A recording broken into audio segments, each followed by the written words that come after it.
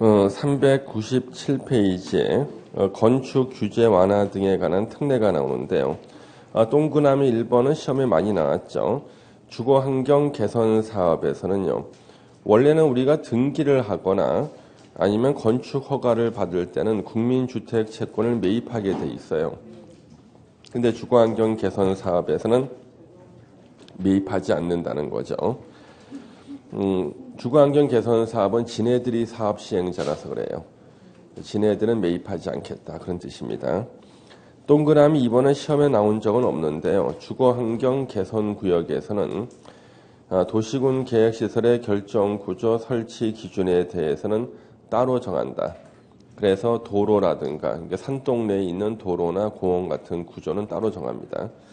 동그라미 3번도 시험에 나온 적은 없어요. 주거환경 개선 구역에서 건축법상 대지와 도로와의 관계, 건축물이 있는 대지는 2m 이상을 도로에 접해야 된다는 규정, 그 다음에 건축물의 높이 제한 규정을 주거환경 개선 사업할 때는 조례로 따로 정할 수 있다. 동그라미 4번은요. 요거는 이제 천재지변이 있었을 때인데요. 요거는 우리 참고로만 보시 넘겨 주십시오. 예. 9번에 다른 법령의 적용 및 배제가 나오는데요. 역시 1번 주거환경 개선 구역은요. 요 박스 안에 1번, 2번은 이미 시험에 몇 번 나왔던 거예요. 주거환경 개선 구역을 지정했을 때 그 사업 방식이 자력 방식이나 환지 방식일 때는요. 2종 일반 주거 지역으로 결정 고시된 것으로 본다. 그 다음에 2번은 주거환경 개선 구역을 지정했을 때 사업 시행 방식이 수용 방식이나 관리 처분 계획 방식일 때는 3종 일반 주거 지역으로 결정 고시된 것으로 본답니다. 다만 임대주택을 200세대 이상 공급하려는 경우는요. 이때는 준주거지역으로 결정 고시된 것으로 본다. 왜냐하면 준주거지역이 용적률이 크게 나오거든요. 우리 준주거지역의 최대 용적률이 얼마죠? 500. 예, 합격. 예, 500. 500%가 준주거지역이라서요. 준주거지역으로 결정 고시된 것으로 본다 그래야지만 임대아파트를 추가로 건설할 용적률이 나와요. 그래서 이때는 준주거지역으로 결정 고시된 것으로 봅니다. 예. 그 다음 밑에 이제 그 10번에 지상권 등 계약 해지가 나오는데요. 이것도 가끔 지문에 나오는 것들이에요. 정비사업 시행으로 지상권, 전세권, 임차권의 설정 목적을 달성할 수 없는 경우 이제 철거 들어간다. 아직 근데 계약기가 남아있다. 그러면 계약을 해지할 수가 있고요. 이번은 계약을 해지하는 그 세입자는요. 보증금을 반환 받아서 나가야 되거든요. 그러면 보증금은 집주인이 줘야 돼요. 토지 등 소유자가 집주인이거든요. 근데 집주인이 돈 없다 안 줄 수가 있고 안 주면 안 나갈 테니까 사업 시행자에게 행사할 수 있다. 무조건 사업 시행자한테만 행사하는 거 아니에요. 집주인한테 받아가는데 안 줄 거에 대비해서 예를 들면 조합한테 보증금 반환 청구할 수 있다 그런 뜻입니다. 금전 반환 청구를 만약에 사업 시행자가 해줬다. 반환 청구에 따라서 반환해줬다. 그랬을 때는 토지 등 소유자, 집주인한테 구상권을 행사할 수가 있습니다. 구상에 응하지 않았을 때는 오른쪽에 4번에 압류할 수가 있고요. 압류한 권리는 저당권과 동일한 효력을 가진다. 많이 들어봤던 문장이네. 압류한 권리는 저당권과 동일한 효력을 가진다. 5번 밑줄 쳐들기 나오죠. 관리처분 계획 인가를 받은 경우. 자, 관리처분 계획 인가를 받았을 때는요.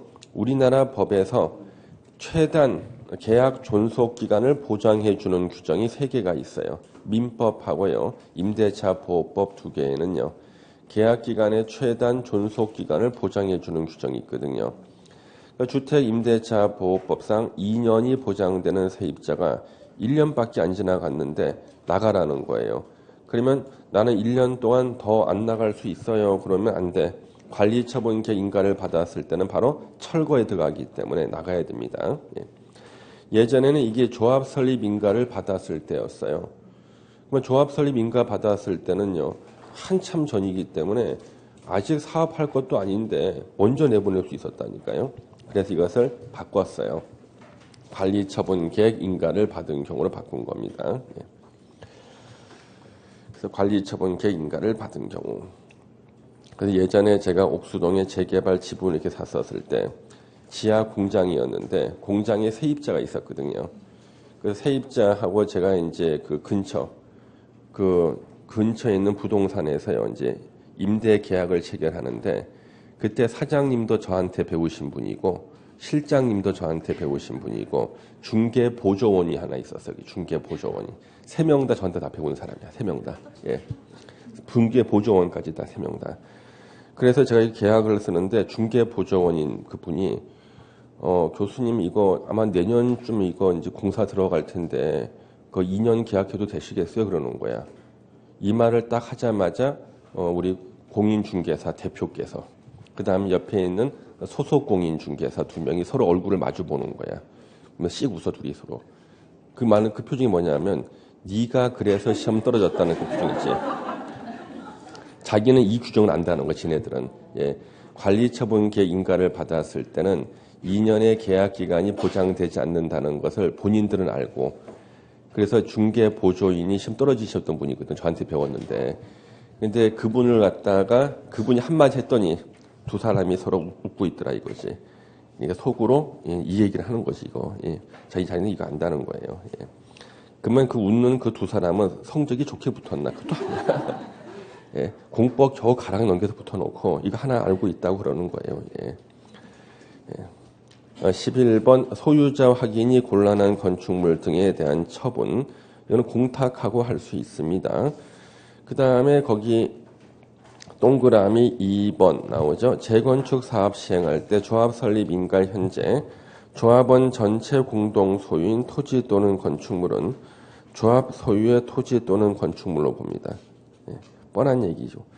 자, 400페이지 보시면 이제 분양 공고가 나오는데요. 사업 시행 계획 인가 고시가 있은 날로부터 120일 내에. 이게 예전에는 작년까지는 60일이었습니다. 그 옛날에는 이거 21일이었어요. 21일이 60일 됐다가 지금 다시 120일 된 거예요. 예. 그래서 가끔 말씀을 잘못하시는 분들이 있거든요. 자기는 중개사 공부 처음 한다고 학원에 왔는데 이거 120일 그러니까 이거 혹시 예전에 21일 아니었나 이렇게. 워낙 유명한 숫자가 21일이었거든요. 예전에 역사상 딱 한 번 있었던 숫자가 21일이었다고요. 그러면 이분은 최소한 6수 정도로 하신 분이에요.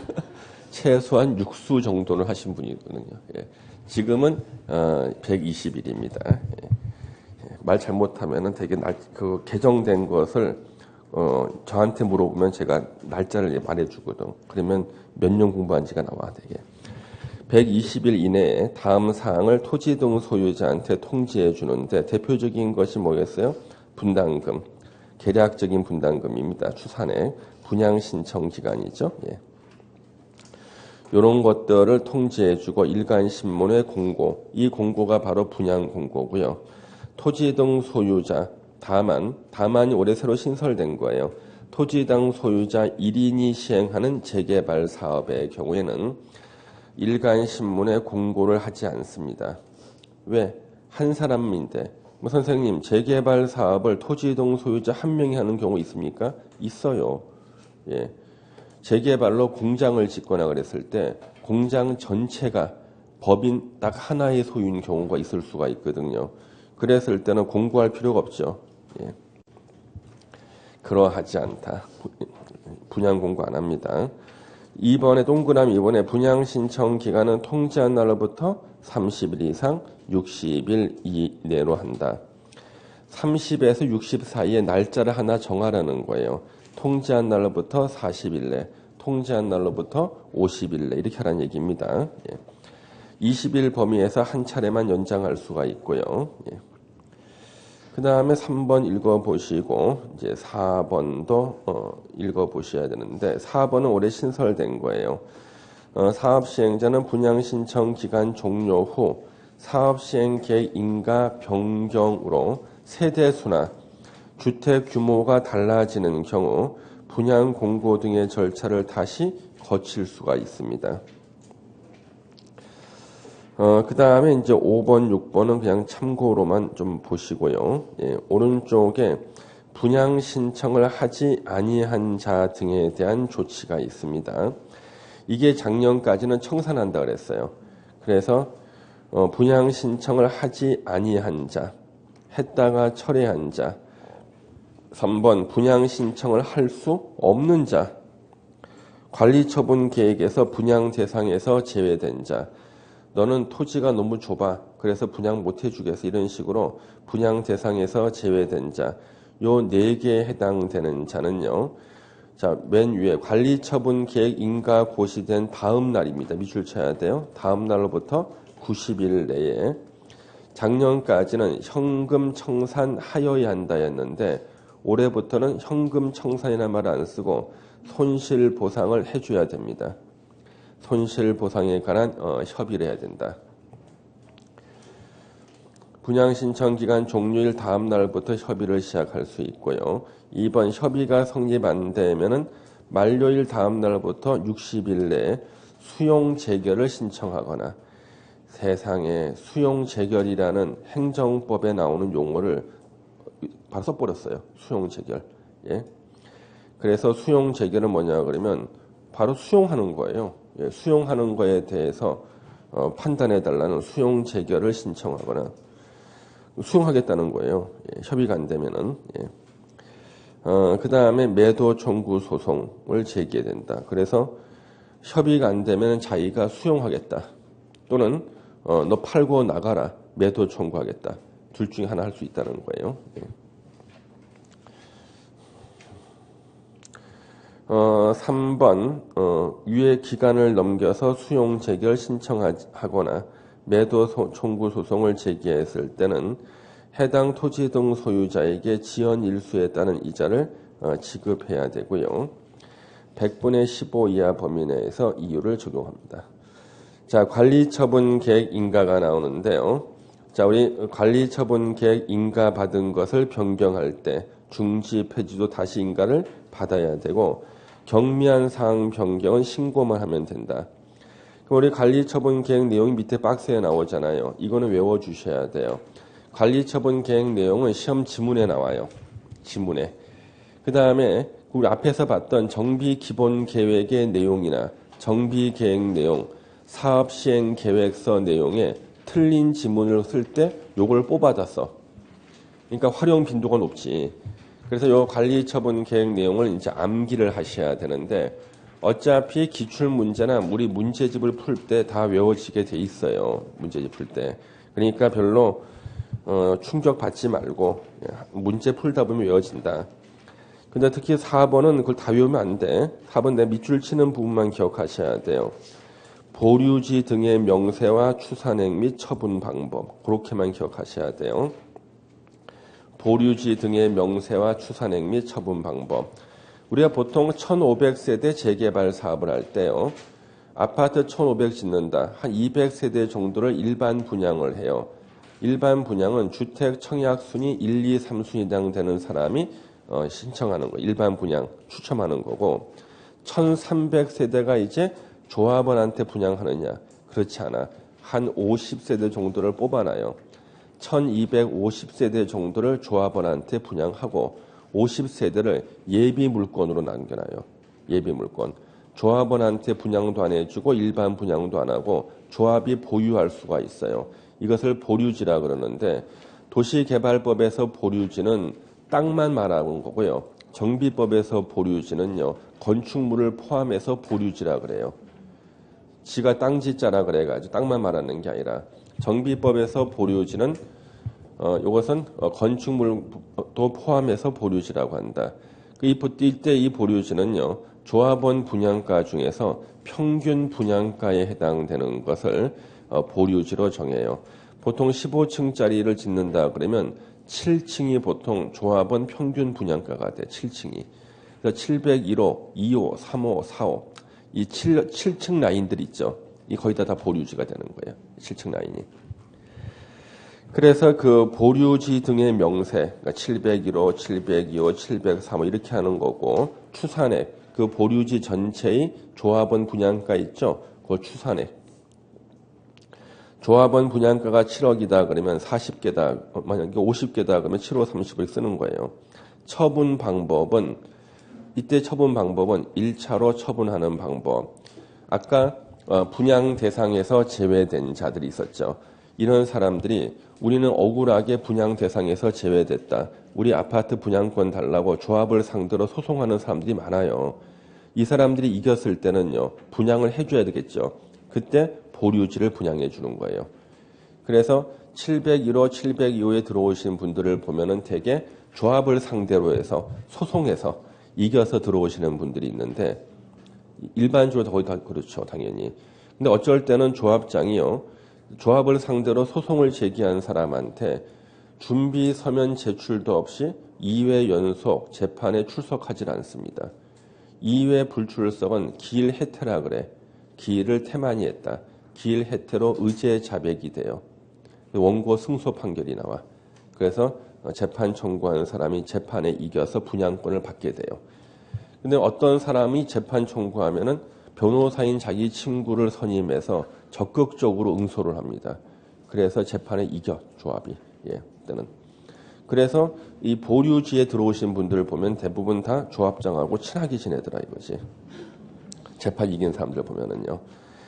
객관적으로 조합장하고 재판했는데 조합장하고 친한 사람들이야. 다 이긴 사람들 보면은 다 친해요. 그래서 제가 사는 아파트도요, 이제 보류지가 이렇게 있는데, 제 엘리베이터 이렇게 탔거든요. 타고 이렇게 하는데, 거기 무슨, 우리 와이프가 그러는데 무슨 가수래, 가수. 저 같이 탄 사람이. 나는 저를 처음 보거든. 내가 모르는 가수는 절대 유명한 가수가 아니에요. 무슨 가수래. 무슨 뭐, 스카이 투더 플라이? 스카이 무슨? 예. 그게 무슨 뭐 얼굴 거기 무슨 뭐 수술했다 그러더라. 예. 예. 그래가지고 몇 년 전에 여기 살고 있어. 우리 아래층에 살고 있었거든요. 근데 보니까 이게 보류지인 거야. 보류지. 예. 그 보니까 자기가 산 게 아니라 회사, 그 기획사에서 임대해 놓은 것 같아요. 보니까 보류지더라고. 그 또 한날은 또 누가 또 이사를 왔는데, 누구더라? 그 뭐, 자기도 가수래 무슨 콰이어? 무슨 콰이어? 크레이지 무슨 뭐. 남자 있어. 예. 나는 전혀 모르는데 다른 사람도 유명한 가수래. 내가 알아야 유명한 가수야. 절대 유명한 가수 아니지. 예. 예. 근데 보니까 다 그 연예 기획사에서 이 아파트를 다 갖고 있어요. 이렇게 보니까 상당수가 이제 보류지로 돼 있던 것들이라 보니까요. 갖고 있더라고요. 내가 아는 그 배우 한 명 있더라. 우리 단지에. 그 예전에 지금 이사 갔는데 이종석이라는 배우 하나 있어요. 이종석이라고. 예. 예? 나머지는 내가 진짜 모르겠어요. 다 유명하다 그러는데 모르겠어. 예. 내가 더 유명해. 예. 유명해. 예. 엘리베이터에서 사람이 사인해달라 그러더라. 엘리베이터에서. 그래서 여기에 보면은 지금 나온 게 바로 그거예요. 이 보류지를 갖다가 처분하는 방법. 소송에 이긴 사람들한테 먼저 처분하고 그래도 남는 거 있죠. 보통 일반 분양하는 거예요. 그래서 보류지 등의 명세와 추산액 및 처분 방법 있죠. 이렇게 보시고요. 자, 뒤로 넘겨주시고요. 그러면 우리 시험에 나오면 안 되는데 관리처분 계획의 경미한 변경은 신고만 한다 그랬죠. 이걸 내는 분이 계셔요. 그런데 이게 5년에 한 번 정도 나온다고. 근데 1번은 안 내. 예? 1번은 거의 안 내. 왜? 공부 못해도 1번은 알거든. 예. 그래서 여기서 내는 것은 3번. 관리처분 계획 변경에 대해서 이해관계가 있는 토지 등 소유자 전원의 동의를 얻어 변경할 때는 경미한 사항 변경으로 신고만 하면 된다. 신고만 하면 된다. 예. 그 다음에 6번 체크하시고요. 주택 분양에 관한 권리를 포기하는 토지 등 소유자에 대한 이 사람이 30평대 아파트 안 받겠대. 이 사람이 임대주택 공급에 따라 관리처분 계획을 변경하는 경우. 예. 이 사람한테 임대주택 받겠대. 그때는 경미하다는 거죠. 예. 그래서 그렇게 보시면 되고요. 예. 그다음 동그라미 2번은 공부해서 여러분 맞출 수 있는 성질의 것이 아니에요. 실무 같은 거고. 동그라미 3번 역시 마찬가지. 동그라미 4번은 역시 우리가 공부해서 맞힐 게 아닙니다. 2, 3, 4에 대해서는요. 만약에 시험에 나올 것처럼 보이면 제가 한 줄 내지 두 줄만 밑줄 쳐줄 거예요. 그러면 이유를 묻지 말고 그냥 읽고 가는 거야. 예. 왜? 그거 이해하려고 그러면 여러분들이 한 10년 정도 부동산 업을 해봐야 알아. 예. 자, 뒤로 넘겨주시고요. 예. 지금 밑에 4번은 뭐냐면 사업시행 계획 인가 및 관리처분 계획 인가 시기를 조정할 수 있다는 거. 올해 새로 등장한 거예요. 별다른 내용 없습니다. 근데 1번에 조정 시기는 인가를 신청한 날부터 1년을 넘을 수 없다. 그러니까 사업시행 계획 인가나 관리처분 계획 인가를 조정한다. 나중에 내주겠다는 1년을 넘을 수 없다. 동그라미 2번 역시 마찬가지로 1년을 넘을 수 없다. 보시고요. 예. 그것만 체크 읽어보시면 어려운 게 없습니다. 자, 이제 405페이지에 관리처분 계획 수립 기준 나왔죠? 여기 이제 시험 문제가 되는 거죠. 그러면 낡은 토지 위에 낡은 건물을 새 토지의 새 건물로 바꿔주기 위해서는 기준에 맞게 바꿔줘야 돼요. 기준에 맞게. 그래서 1번은 원칙적인 규정이에요. 균형 있게 배분되고 합리적으로 이용되도록 해라. 원칙적인 규정. 2번은 도시개발법의 징한지나 감한지와 같은 거고요. 3번은 정비구역 지정 후 분할된 토지를 취득한 자, 지분 쪼갠 사람한테는 현금 청산할 수 있다. 너무 좁은 토지, 이것도 과소 토지로서 현금 청산할 수 있다는 거고요. 4번은 건축물의 일부와 대지 공유 지분을 교부할 수 있다. 이거는 도시개발법의 입체한지나 마찬가지예요. 5번이 종합문제 많을 때 지문에 많이 나왔죠. 분양 설계에 관한 계획은 분양 신청 기간이 만료하는 날을 기준으로 해서 수립한다. 그래서 분양 신청을 마감했을 때 100명이 분양 신청을 했어요. 100명이. 그 다음에 아파트를 완공하고 나서요. 구분 소유권으로 만들어주는 게 분양 설계거든요. 요때 95명이 남아있는 거예요. 이 5명은요. 자신의 권리를 조합에다가 팔고 나간 사람이에요. 자, 그러면 이제 몇 조각으로 쪼개야 돼? 100개로 쪼개야 돼. 100개로 쪼개고 남아있는 95명한테 분양을 해주고요. 남는 거 5개는 일반 분양에서 조합 정비 사업비에 충당하게 돼 있는 거예요. 이렇게 된 거죠. 그 얘기가 5번 얘기라고요. 시험에 계속 나와요. 그다음에 6번은 하나 주는 게 원칙이다. 그래서 한 명이 2개 이상 가져도 하나, 또 하나를 여러 명이 공유해도 하나만 주는 게 원칙인데 7번부터는 이제 2개 이상 줄 수 있는 예외가 나와요. 동그라미 1번 2명 이상이 하나의 토지를 공유했을 때는요. 조례로 따로 정하면은 조례로 정하는 바에 따라 주택을 공급할 수 있다. 1번 지문이 생긴 지가 몇 년 됐는데요. 그거는 이제 어떤 의미냐 그러면 이런 거죠. 자, 우리 재개발 지역 내에서는 토지만 갖고 있어도 아파트 분양권이 나오죠. 토지 등 소유자니까. 그러면 이 토지를 갑하고 을이 현재 공유를 하고 있는 거예요. 공유. 이렇게요. 그럼 공유하고 있으면 분양권 하나만 주는 거잖아. 공유자. 갑을 대표로 하나만 주는 건데 요 토지 면적이요. 4분의 1만 있어도 40평대 아파트를 받을 수 있을 정도의 규모인 거예요. 그러면 40평대 아파트 한 4개 정도를 받을 수 있는 토지인데 갑하고 을이 공유했다는 이유 때문에 분양권 1개만 주니까 갑하고 을이 항의라는 거예요. 우리 토지 4분의 1만 가지고 있어도 40평대 아파트 분양권 나오는데 우리는 왜 하나밖에 안 주냐. 그랬더니 서울시에서 뭐라 그랬겠어요.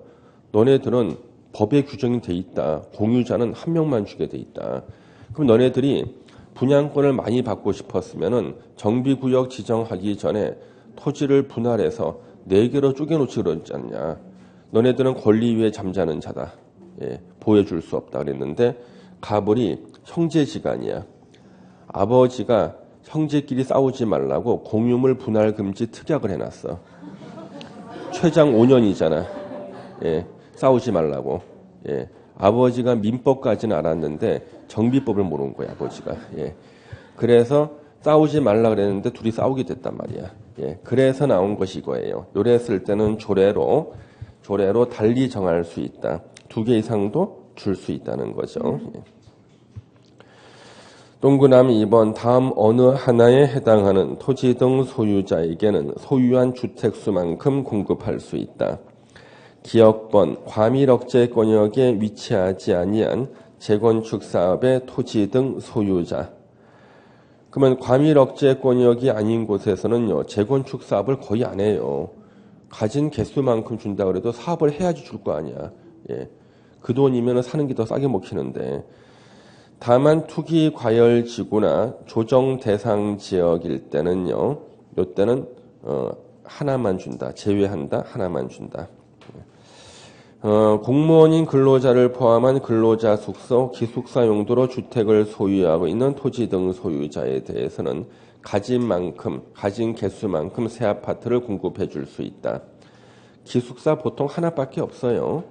근데 무슨 가진 개수만큼 하나 주겠다는 얘기야. 디귿번 때문에 만든 게 이겁니다. 국가, 지자체, 토지주택공사 등이 소유한 주택은 소유한 주택수만큼 공급할 수 있다. 그래서 요 디귿번이 만들어진 게 2007년도예요. 2007년도. 2007년도에 우리 서울에서 부동산 시장에 엄청난 변화가 생긴 게 이 조문이에요. 그래서 시험에 나와. 이 조문이요. 원래 우리는 예전에는요, 서울에서요, 다세대 주택을 짓다가 미분양이 되잖아요. 그러면 요 미분양된 다세대 주택을요, 통매각을 합니다. 명동 사채업자한테. 명동 사채업자가요, 대리인을 갖다 보내요. 그래서 서울에서 또는 수원 같은 데 있죠. 서울이나 수원 같은 데 인구가 밀집되어 있는 곳에서 미분양된 다세대 주택을 흔히 빌라라 그러죠. 이것을 통매입을 해요. 현금으로 사는데 60%예요. 분양가 60%. 분양가의 60%만 팔아도 건축주는 손실은 안 봐요. 근데 만약에 미분양돼 오래 있으면은 은행에다 이자를 내야 되거든요. 힘들어. 그래서 딱 분양했는데 미분양됐다 싶으면은 바로 명동 사채 자금을 가지고 그 대리인이 와가지고요. 현금으로 60% 줄 테니까 팔아라 그래요. 그 통매입하는 거예요. 현찰로. 그러면 요 60% 산 것을 갖다가 우리 그 부동산이 있어요. 강남이나 선능력 같은데 절반은 기획부동산처럼 보입니다. 이렇게 내놓으면은 거기서 이제 텔레비의 매물 방송이라고 있습니다. 뭐 매일경제TV, 서울경제TV, 그 다음에 RTN 부동산 TV 이런 데 보면은 매물 방송이 있죠. 매물 방송을 이렇게 해요. 그래서 분양가의 한 90% 정도로 이것을 매각하는 거예요. 그러면 취득세, 등록세, 그 다음에 거기 부동산 회사에다가 수수료를 다 주고 나면은 10% 정도 사채업자가 수익을 내요.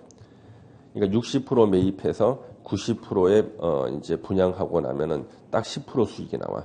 그럼 사채 자금은요 10% 이상 수익이 나와야지만 움직일 수가 있어요, 실제로.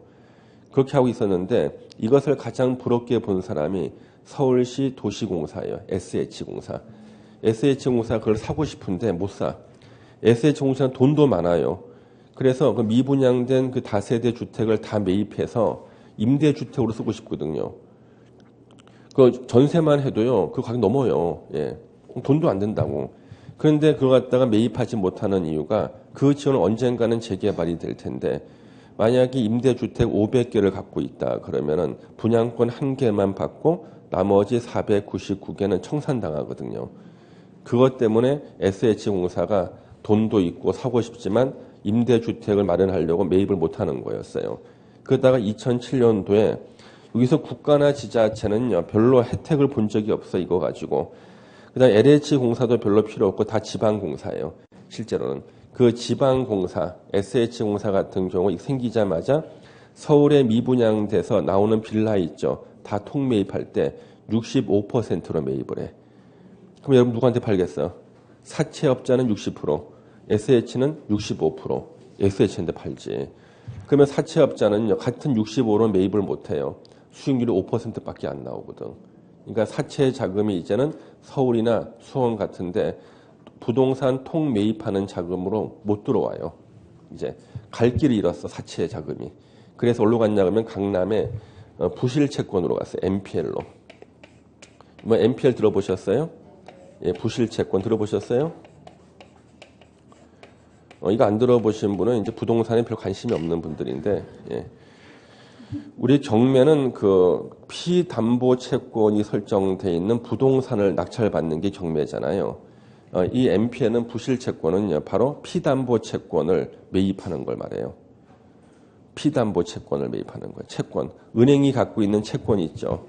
근데 이 사람 돈을 안 갚았죠. 이건 부실한 채권이지. 이 채권을 매입하고 매입한 내가 경매에 입찰을 하는 거예요. 그래서 내가 당첨되면 내가 낙찰자가 되고 내가 2등이 되면 낙찰하는 사람이 나한테, 난 채권자 나한테 내 대금을 줘야 되는 거예요. 채권을 내고 줘야 되는. 그래서 이 MPL은요. 낙찰할 때까지 기간을 지연시켜야 돼요. 지연 이자를 벌어 가는 거예요. 지연 이자를. 그래서 빨리 경매 이루어질 것 같으면요. 경매를 유찰시켜야 돼요. 유찰시키는 게 기술이야. 그래가지고 지연 이자를 벌어 가는 거고, 이 MPL을 우리나라에 가르쳐준 회사가 그 론스타예요. 론스타가 다 저 부실 채권으로 몇 조 원을 벌어갔어요. 그래서 지금 이제 유동화 회사라고 있잖아요. 유동화 회사에서 이걸 사와요. 부실 채권을 사옵니다. 그래서 요거를 갖다가 이제 우리 그 세종 사이버대 학생들이 특강을 해달라 그래가지고 제가 한번 특강해 준 적이 있었어요. 가지고 저거 하는 거. 예. 제가 저 회사에 또 임원으로 있거든. MPL 회사. 예, 그 회사. 예. 그래서 여기 디귿번이 시험에 계속 나온 이유를 알겠죠? 예. 리을번은 삭제가 됐어요. 리을번은 없애주세요. 그래서 요거는 공공기관 지방 이전할 때 공공기관이 갖고 있던 걸 사면 가진 개수만큼 분양권 준다 그랬는데 이미 다 끝나서 유효기간이. 그래서 리을번은 없어졌다. 그 다음에 동그라미 3번은 사업시행계획 인가고시가 있은 날. 이게 바로 감정평가하는 감정평가액을 말해요. 그 기준한 가격이 바로 감정평가입니다. 절대 정비구역 지정고시일 아니야. 조합 설립 인가일도 아니야. 언제? 사업시행계획 인가고시가 있은 날을 기준으로 한 가격. 이 바로 감정평가액이에요. 또는 종전 주거 전용 면적 범위에서 2주택을 공급할 수가 있고 이 중 하나는 전용 면적 60제곱미터 이하로 해야 됩니다. 이하로. 예. 60제곱미터 이하로 공급하고요. 예. 이거는 3년간 전매 금지입니다. 그러니까 25평짜리 아파트 하나 더 주고 3년간 전매 금지. 4번 과밀 억제 권역에 위치한 재건축 사업은요. 원래 3주택까지 새 아파트로 바꿔줄 수가 있어. 서울 전체가 과밀 억제 권역이니까 서울에서는 재건축할 때 원래 3개까지는 분양받을 수 있었거든. 단 하나의 예외가 있죠. 거기가 투기 과열지구나 조정 대상 지역일 때는요. 그러하지 아니하다 1개만 준다야. 그러면 강남 재건축에다가 원래 거기 3개 받을 사람들한테 투기 과열지구 지정하는 순간 하나가 돼버렸고요. 우리 지난주에 공부한 것처럼 그때 산 사람은 조합원 자격을 취득하지 못하게 돼버리죠. 예. 자, 뒤로 넘겨주시죠. 예. 그래서 406페이지 아까 동그라미 2번이 뭐냐 그러면 아까 제가 지우라 그랬죠. 그게 바로 이거예요. 1월 28일까지만 유효하기 때문에 없어졌다고요. 이거는요. 예. 그 다음 6번에 주택 등 건축물을 분양받은 권리의 산정 기준일. 이게 바로 지분 쪼갰을 때요. 기준일 이전에 쪼갠 거는 인정을 해줘요. 기준일 이후에 쪼갠 것은 인정을 안 해줘. 그래서 원칙적인 기준일은요. 정비구역 지정 고시가 있은 날이에요. 정비구역 지정 고시가 있은 날이 원칙적인 기준일이에요. 여러분들 지분 쪼개려면 언제 쪼개야 돼? 정비구역 지정 고시하기 전에 쪼개야 돼. 그래서 그런 사람들을 위해서 또 시도지사가 투기를 억제하기 위해서 기본계획 수립 후 정비구역 지정 고시 전에 따로 정할 수가 있어요. 기준일을 본인이. 이거는 시도지사가 아주 부지런할 때야. 부지런할 때. 기차는 이렇게 많이 별로 없어요. 예. 그때 날의 다음 날을 기준으로 권리를 상산한다. 기준일 다음 날 기준입니다. 그래서 박스 안에 1, 2, 3, 4 있죠. 4개가 현재까지 알려진 지분 쪼개는 방법이에요. 혹시 이거 외에 본인이 혼자 알고 있는 방법이 있으면은 절대 소문 내지 말고 혼자 써야 돼. 그러면 소문 나는 순간 5번이 하나 신설이 돼버려. 그러니까 요 4개가 현재까지 알려진 지분 쪼개는 방법입니다. 예. 그래서 필지를 분할하면은요. 한 필지 분양권 1개, 두 필지 분양권 2개. 그렇죠? 다가구나 단독은 단독주택 분양권 1개, 다세대면 세대별로 하나씩 늘어나죠. 3번 토지 건물 2개를 갖고 있다가 토지나 건물 하나를 팔았어. 그럼 분양권이 2개가 돼버려요. 4번은 나대지에 건물 새로 짓거나 또 부시고 다세대 짓거나 그랬을 때는 다 증가하죠. 지분이 쪼개지는 겁니다. 그 다음에 7번에 관리처분 계획의 공람 인가 절차. 1번 관리처분 계획 인가 신청하기 전에 사업시행자는 30일 이상 토지 등 소유자한테 공람하고 의견을 들어야 됩니다. 동그라미 2번은 시장 군수 등은 인가 신청이 있었을 때 30일 내 인가 여부 결정해서 통보하고요. 다만이 올해 신설된 거예요. 시장 군수 등은 관리처분 계획의 타당성 검증을 요청하는 경우는 인가 신청 받은 날로부터 60일 내 인가 여부 결정해서 통지해야 됩니다. 예. 그 다음에 오른쪽에 보시면은요, 예. 8번에 관리처분 계획에 따른 처분 나왔죠? 예. 1번 그대로 보시고, 2번 그대로 보시고, 예. 그 다음에 동그라미 4번을 보시면 사업시행자는 분양 신청을 받은 후 자녀분이 있는 경우에는 보류지로 정하거나 건축물 포함이죠. 조합원 또는 토지 등 소유자 이외자에게 분양. 이것이 일반 분양이에요. 일반 분양하거나 보류지로 정할 수 있다. 예. 그럼 뒤로 넘겨주시고요. 예. 지금 거기 동그라미 5번 있잖아요. 동그라미 5번이 407피 맨 밑에 객관적으로는 중요하지 않는데요. 요걸 내시는 분이 한 분이 계셔요. 그래서 동그라미 5번 보시면은 국토부 장관 등등은 조합이 요청하면 다음 페이지 재개발 사업에 밑줄 치세요. 재건축이 아니야.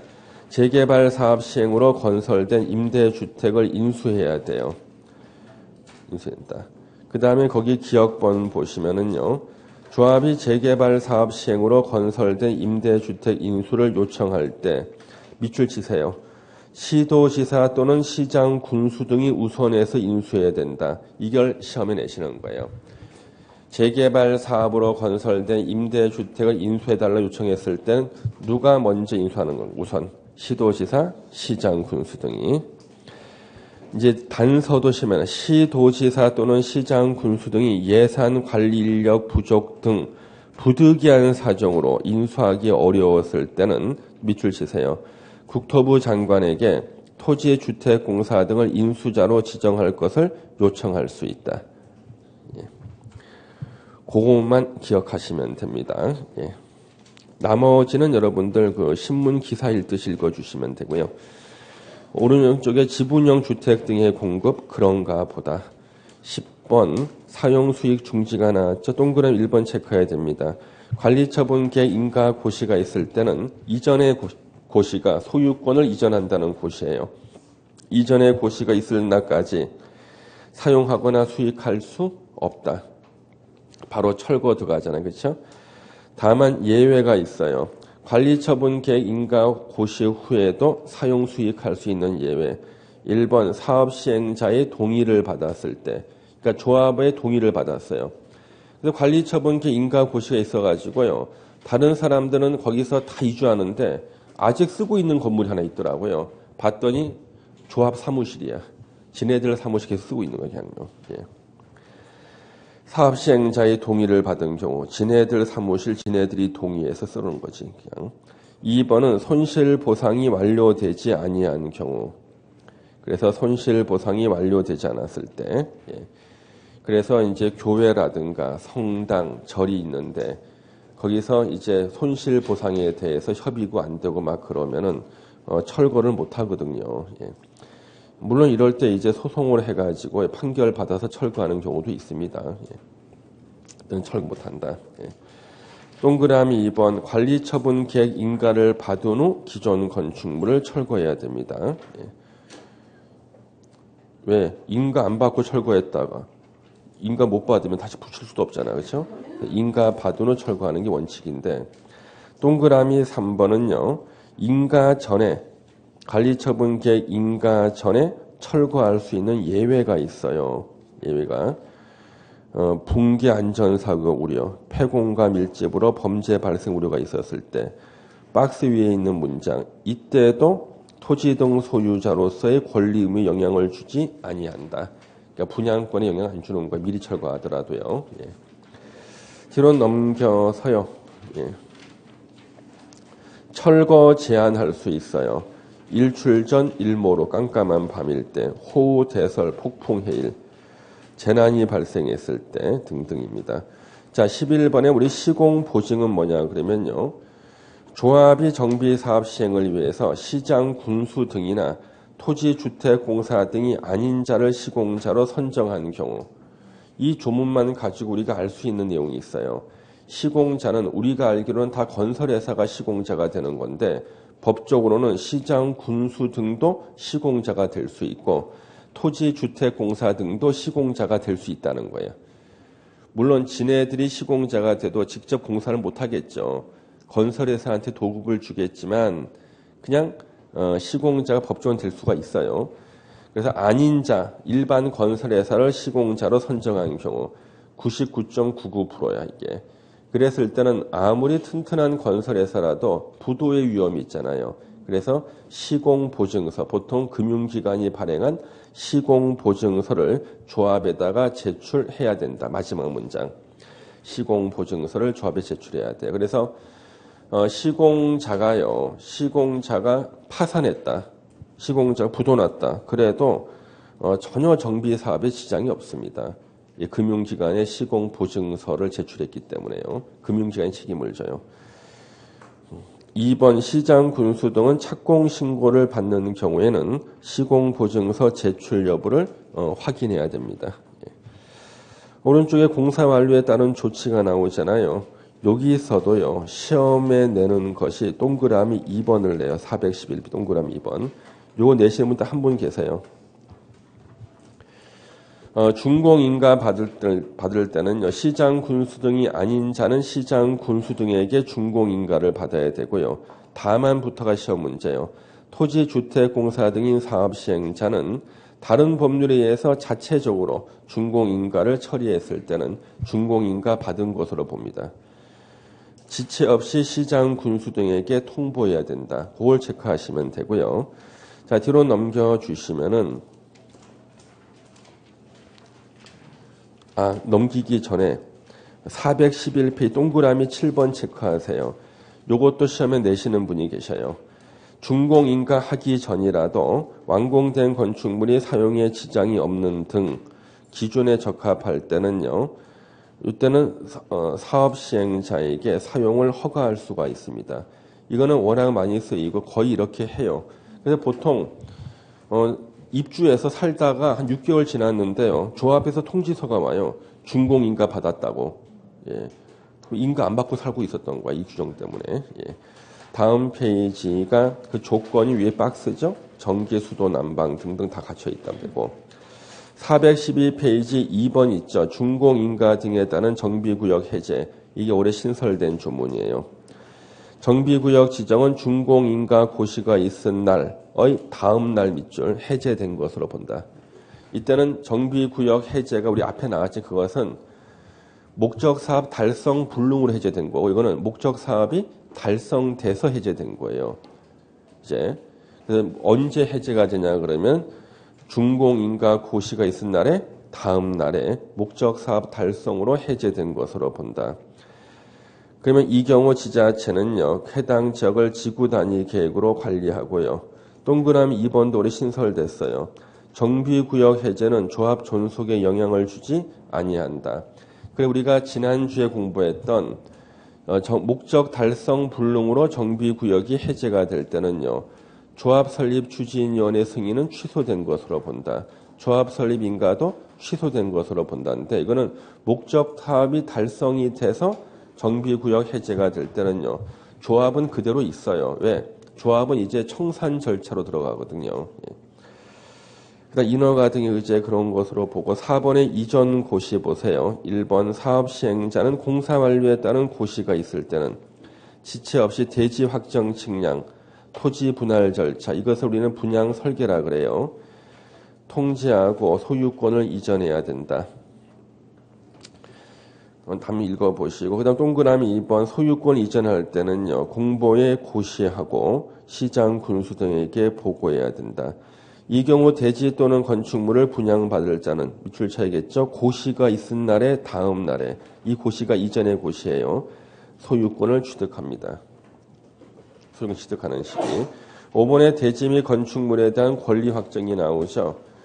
종전 토지 건축물 위에 있던 각종 권리는 새로 분양받은 아파트로 다 옮겨온다 그런 뜻입니다. 그 다음 6번의 등기 절차 및 권리 변동 제한. 이전 고시가 있었을 때는 지체 없이 촉탁이나 신청을 했죠.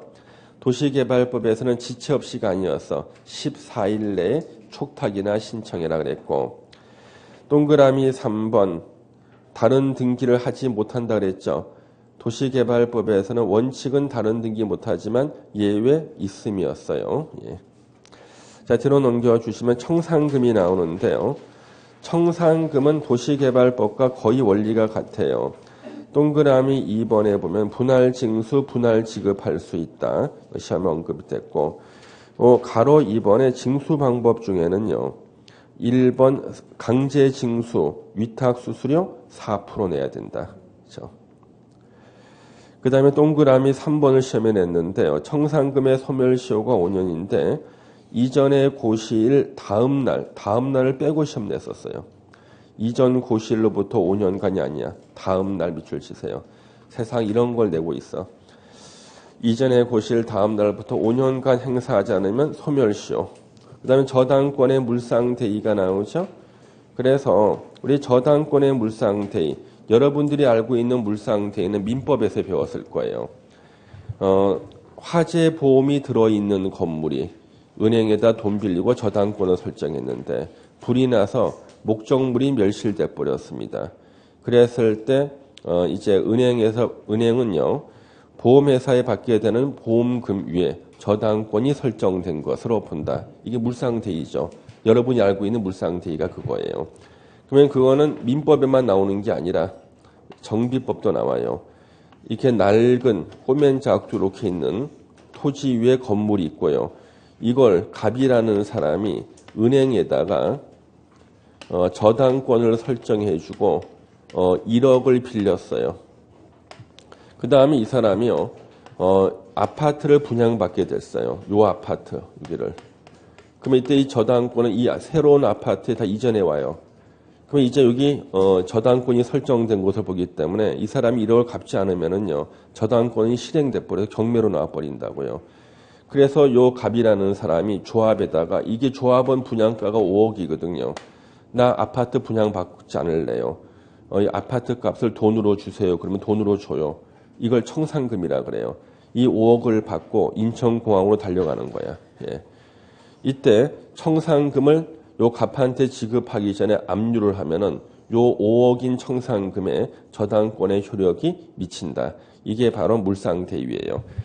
정비구역에 있는 토지 또는 건축물의 저당권을 설정한 권리자는 사업 시행자가 저당권이 설정된 토지 건축물의 소유자에게 청산금을 지급하기 전에 압류를 해야 돼요. 청산금을 지급하고 나면 압류를 못하는 이유가 저 사람의 일반 재산하고요 청산금이 섞여버리죠. 혼화가 되면 저당권의 특징인 특정성을 상실하게 돼버려요. 그때는 압류 못해요. 지급하기 전에 압류해서 저당권을 행사할 수 있다요. 예, 물상대위. 그 뒤에 넘기면 우리 비용 부담 나오죠. 요 비용 부담을 시험 내시는 분이 한 분이 계시긴 한데 우리 문제집 풀 때 보도록 하겠습니다. 예, 이거는 여러분 지금 봐봤자 머리에 지짐만 생기고요. 천재지변이 생길 수가 있어요. 예. 뒤로 넘겨주시고요. 예. 그 다음에 422페이지 정비사업 전문관리업이 나오죠. 이것도 예전에 딱 한 문제 시험 나온 적이 있어요. 먼저 등록은 거기 보면 두 번째 줄에 시도지사한테 등록합니다. 엔지니어링 회사, 업자가 되고자 하는 자는 등록은 시도지사에게. 예전에는 국토부 장관이었, 지금은 시도지사고요. 등록하지 않아도 업자가 될 수 있는 자가 2명이 있어요. 밑에 줄에 한국토지주택공사와 한국감정원, 가로에 나오죠? 얘네들은 등록하지 않아도 업자가 될 수 있습니다. 박스 바로 위에 문장. 예. 그 다음에 2번에 업자의 업무 제한이 나와요. 그러니까 업자는 동일한 정비 사업에서는 지네들이 해야 될 일만 해야 되고요. 업자가 할 수 없는 일이 있어요. 철거, 설계, 시공, 회계 감사 이런 것들은 할 수가 없게 돼 있습니다. 업자와 위탁자의 관계는 민법 중 위임에 관한 규정을 준용합니다. 4번에 결격 사유가 있는데 시험에 나왔던 것이 다음 페이지에 5번 등록 취소 사유 중에요. 다만 1호, 4호, 8호, 9호는 등록을 취소하여야 한다. 의무적 등록 취소 사유 있죠. 우리 보통 명의대여 그러잖아요. 그렇죠? 이거 시험 나왔었는데 한 명도 안 틀렸어요. 중개법에서 공부한 거와 똑같거든요. 예. 그래서 시험에 나왔지만 한 명도 안 틀렸다. 의무적 등록 취소 사유만 좀 보시면 충분하다. 예. 뒤로 넘겨주시고요. 이제 감독 등이 나오는데 감독하지 마시고 429페이지 도시분쟁조정위원회 있죠? 그냥 가벼운 마음으로 읽어주시고 431페이지 8번 정비사업의 공공지원 있죠? 역시 가벼운 마음으로 읽어주시고 그 다음에 여러분 뒤에 보칙이 나오는데요. 보칙 433페이지 보칙에 1번이 올해 새로 신설됐어요. 토지 등 소유자의 설명 의무. 지금까지 우리는 공인중개사의 설명 의무는 들어봤는데 토지 등 소유자, 바로 집주인이요. 자기 집 팔 때 설명 의무를 부과했어요. 예. 왜냐하면 정비구역 안에서 현재 정비사업이 어느 정도로 추진됐는지를 갖다 설명하라는 거예요. 이 사람이 뭘 알아야 설명을 하지. 예, 자기 사기만 했는데. 그렇죠? 설명 의무가 나왔다고 그래. 그 다음에 재개발 사업 등의 시행 방식 전환. 그래 재개발 사업에서 관리 처분 계획 방식으로 바꿀 수 있다. 환지 방식을. 토지 등 소유자 5분의 4 이상의 요구가 있을 때. 뒤로 넘겨주시고요. 쭉 넘겨서 이제 436페이지 밑에 6번에 노후불량 주거지 개선 계획이라고 나와요. 아무도 거들떠 보지 않는 노후불량 주거지는 누가 등장하는가? 국토부 장관이 5년마다 조사하고 개선 계획을 수립해야 되고요. 이제 9번에 정비구역의 범죄방이라고 나오죠. 자, 시장, 군수 등은 밑줄 치세요. 사업 시행 계획 인가를 한 경우. 그러면 우리가요, 그 지역이 우범지대가 되는 시기가 언제일까요? 원래는 관리처분 계획 인가 받고 난 다음에 사람들이 다 이주하기 때문에 이때가 우범지대가 되는데 사업 시행 계획 인가 받았을 때 순찰 강화라고 그러거든요. 이때하고요, 관리처분 계획 인가 받았을 때하고 한 2년 정도 차이가 있다고요. 2년 정도. 그러니까 순찰을 더 먼저 해주네. 그렇죠. 예. 그럼 시험에서는 분명히 관리처분 계획 인가를 한 경우로 틀리게 나오겠다. 그렇죠? 예. 경찰서에 대한 통보, 순찰 강화 등 요청. 다음 페이지 10번 올해 새로 신설됐어요. 재건축 사업의 안전진단 재실시하는 경우가 있다.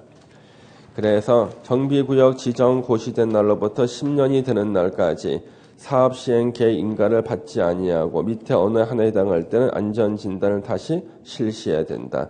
그런가 보다. 11번에 조합 임원 등의 선임을 할 때는요. 금품 향응 금지. 금품 향응 금지. 예. 그렇게만 보시면 되겠습니다. 예. 그래서 정비법은 이 정도 공부하면 저는 6문제 다 맞힌다고 봐요. 그 다음에 객관식 문제 풀고요. 다시 복습하시면은요. 이변이 없는 한 6개를 다 맞히고 설사 실수를 한다 그래도 5개는 맞히고요. 한쪽 눈을 감고 풀어도 4문제를 맞힌다. 예. 잠시 쉬었다가 이제 건축법 보겠습니다.